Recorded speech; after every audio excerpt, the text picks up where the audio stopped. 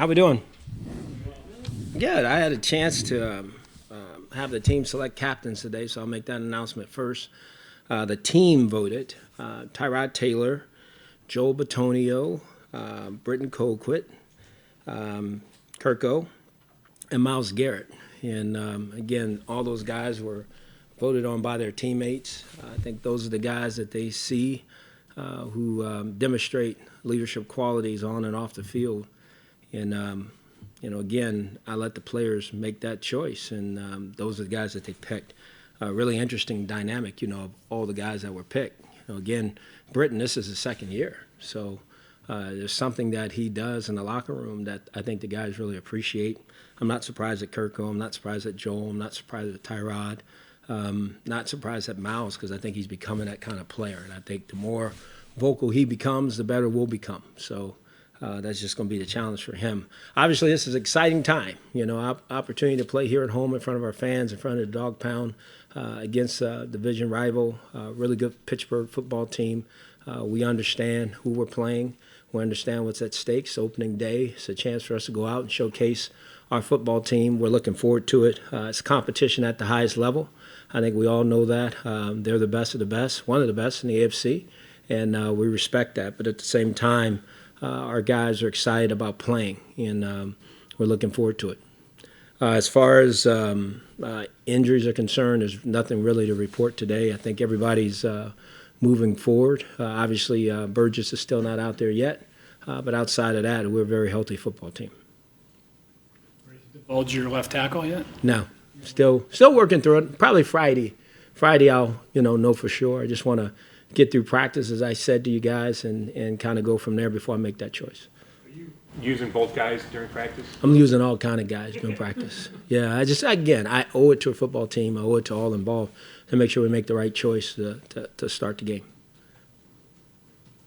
What's the concern there? Why It's are not, I've always said from the start that I was going to play the best five guys. I mean, and to me, that still was ongoing. I never said these are the five guys that are the starters and they're playing. I've never made that announcement. So it's just still ongoing to me. My job is to make sure we play the best guys, and that's what I'm trying to do. Best guys for the Pittsburgh game or the best guys for the season? I think it's the best guys for the season. I mean, that's the way you want to start it, but we all know all that's going to be fluid as you go. I think you have to, whatever you decide, make sure that it's the right decision and keep going. And if we have to change it, that's football. You make the right choices as you go. So we'll start it on Sunday, whatever that is, and then we'll kind of go from there.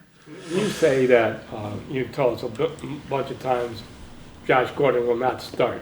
Yeah. So, can you just let me say this. I know everybody maybe don't understand it, and Josh Gordon's back. He should walk right back out there and start. I'm not about entitlement for players.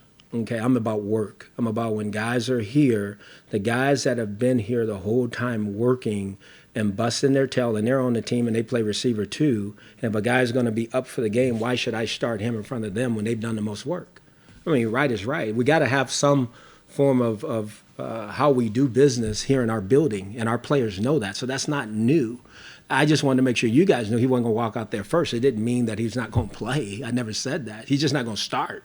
And I think that's the right thing to do. We have rules and how we go about our business in our locker room. Our players get it and understand it. They know how this works. So I think we're making a little bit more of it than what it is. This is our rule. This is how we do it. Guys who have been here and put in the most time, they're going to get the first opportunity to go out there. That's the way it should be done. I'm not disagreeing with that. Okay. But I just want to make sure I made it clear, to all involved, so there's no more questions. What I was going to ask you is, would you then throw him out there on the second play? All depends on what personnel group we call. So you're not just, this isn't just, you are kind of making a statement. No, like I said, this is something we do. This is our rule here. And Josh is not surprised by it, and nobody else would be either. If you don't practice, you haven't been here and went through what everybody else has gone through, I don't think it's right that you just get to do whatever you want to do. We're not going to have that kind of program here. So that's what this is. He's back. He's doing what he needs to do. When his number's called, he'll be out there playing. Are you looking at this along the lines of you want to see a couple of series with him, and then you'll decide in game how you're going to use him the rest of the way? No, I've never gone into this. I said before, too, that I don't think Josh is going to play the whole game. I think we got to make sure that he hasn't played in a preseason game. He's been in practice. I don't know how many plays a guy can play that hasn't done as much as everybody else, We'll see as we go, but I think we'll have a number pitch count for him to see if he can give us that, because I think that's the right thing to do for him. My concern is if we give him too much, we might be leaving him out there for potential injury, then all of a sudden don't have him for a while. So we have to make sure that we monitor that as well. With a guy like him, we talked to him today, and he said he felt locked in, felt as good as he could feel. Even in limited snaps, what kind of impact can he have still?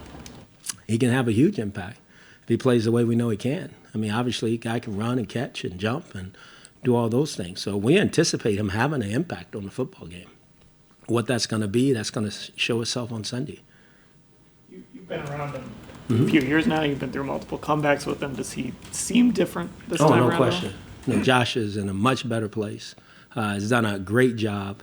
Again, kudos to him for what he did prior to coming back. I'm not punishing him for that, but I think we all know there's a responsibility level that I have to the rest of the team to put them out there and put him out there, and put him in the best situation so he can have success too. I mean, again, don't get me wrong. We're going here to try to win this game. We're not doing this to make statements to people. We're going to try to win the football game. So we're going to put the best players out there that can play. But Josh has been outstanding, and he needs to continue to do what he's doing. Be able to count on your players being available to you all the time. Are you at a point with him now where you feel comfortable enough that you can go into this season feeling like he is a player that you can count on being there for you every Sunday? Let me say this. Like I said, I think he's in a different place, but I think we all know there's always a possibility. I just think that's the right way to look at it. Since I've been here, like I said before, I've never had Josh to start a season. And this is great. I think we're all excited about that. But he has to continue to do his work. We have to continue to create the right environment for him to keep him here for 16 games. And I know that's what he's trying to do, and that's what we're trying to do, and we're doing it together. So I think that's really, really good. You talked before about how Miles is kind of organically blossoming into the player that we all thought he would be. Mm-hmm. Do you encourage, though, him to be a little more outspoken, or are you just kind of letting that happen? And a little bit of both. I think it's just kind of happening, like you're saying, organically, and then every now and then I kind of try to get it out of him a little bit more, because I think, the best players normally have big impacts on games, and when they speak, everybody kind of listens. And, again, he needs to do it on a consistent basis. We've seen signs of it. I think he knows he's got to go do it, and we got to do it in what kind of games? These kind of games, His personality, though, is it to be kind of that, not a rah-rah guy, but you know what I mean? I think he's fooling you guys a little bit. I think it's in there. I really do. I've seen it. I've seen it more lately than ever before. It's in there. I think he's finally starting to let it out. Last night on Hard Knocks, there was a scene with him and Nate Orchard. And Nate Orchard's been in the league for a few years, but Miles is giving him all these tips on the field about his stance. Mm-hmm. What does that say about him in a leadership role? No, I've witnessed that. Firsthand in his meetings. That's just him. He does a good job of mentoring. I don't know whether you're older players or younger players. I think people respect him because of talent. I think hopefully they'll respect him more because what he does on the field week in and week out. That's how you build, the type of player we think he's going to be. So I think that's the way people see him. But he's done a good job that way. He's always there to help in any situation with his teammates. Right. I mean, you've said nothing but good things about him since he got here. Do you even see a different focus this week as we get a couple of days away from the start of the regular season? And how excited are you to see what he can do for your team on Sunday? First, I'm very excited to watch what he does this Sunday. But Tyrod's very consistent. I'm sure there's a fire burning. It's the opening day for all of us. And so I think he'll be very excited. But he's been very consistent on how he comes in the building and when he leaves the building, how he is with his teammates. I think that's what you want. Everybody knows what they're going to get every day from him, and he's done a good job that way. There's already some talk around town that one talk radio show that said this is a Browns Super Bowl because it would erase the zero and it would end all the questions and the talk and all that stuff.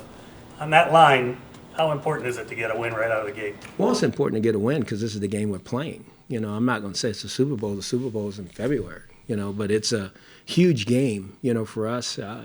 It's our division rival. It's an AFC game, so it really counts as two, at the end of the day. So I think we all recognize that, and we want to get to winning as fast as we can, but it's a 16-game season, and we get that too. So trust me, we're going into this game giving it everything we have, just like we're going to do every week.